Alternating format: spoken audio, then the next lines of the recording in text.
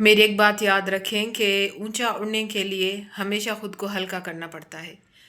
आपने देखा होगा कि जब हम जहाज़ में सफ़र करते हैं तो हम अपने साथ ज़्यादा वज़न नहीं लेकर जा सकते।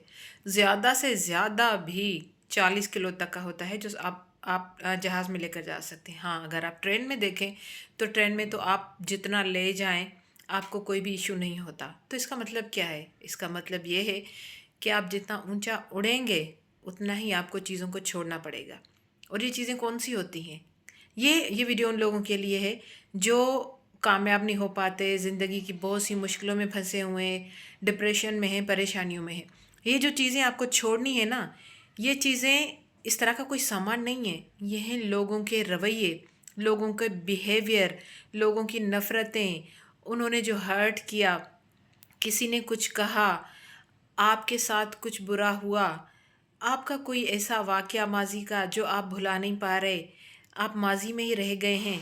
ये सारी चीज़ें, ये जो भी है ना, ये आपको छोड़ना पड़ेगा क्योंकि ये आपके ऊंचा उड़ने के बीच में ना रुकावट बने हुए हैं। जब तक आप छोटी छोटी लड़ाइयों में, छोटे छोटे मसलों में, लोगों के रवैयों में उलझे रहेंगे, आप कभी भी कामयाब नहीं हो सकते।